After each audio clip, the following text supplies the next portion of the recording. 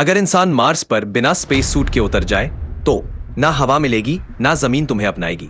तुम्हारे पास सिर्फ 5 सेकंड है जीने के लिए नहीं, मौत का काउंटडाउन शुरू करने के लिए।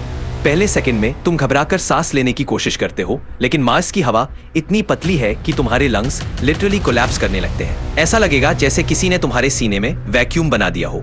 तुम चीखना चाहोगे पर तुम्हारी आवाज खुद तुम तक नहीं पहुंचती। दूसरे सेकंड में तुम्हारा खून उबलने लगता है। मार्स की हवा में प्रेशर इतना कम है कि 25 केसी पर ही बॉडी का फ्लूइड बॉयल करने लगता है। तुम्हारी नसों में ऐसा लगेगा जैसे लावा बह रहा हो। त्वचा बलून की तरह फूलती है और चेहरे से गर्म गाढ़ा खून टपकने लगता है जैसे लावा हो।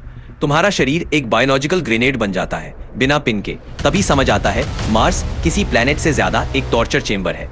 तीसरे सेकंड में मार्स का सरफेस -150 डिग्री सेल्सियस तक। तुम्हारी स्किन जमने लगती है, फट रही बॉडी अब बाहर से सख्त हो रही है। तुम्हारी आंखें बर्फ की गेंदों जैसी जम जाती हैं। ब्लिंक करना बंद, देखना बंद, सब कुछ डार्क, सब कुछ डेड। चौथे सेकंड में हार्ट बीट धीमी पड़ती है जैसे किसी ने वॉल्यूम लो कर दिया हो।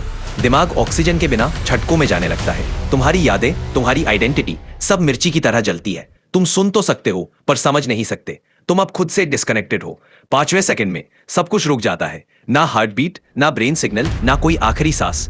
तुम मर चुके होते हो, बिना आवाज के, बिना लड़ाई के, मार्स पर जहां मौत भी चुप रहती है। मार्स की हवा में रेडिएशन इतनी तेज है कि तुम्हारे डीएनए के मॉलिक्यूल्स तक टूटने लगते हैं। तुम्हारे मसल्स गलने लगते हैं। इम्यून सिस्टम धीरे धीरे मरने लगता है, जैसे किसी ने अंदर से तुम्हें एगेट करना शुरू कर दिया हो।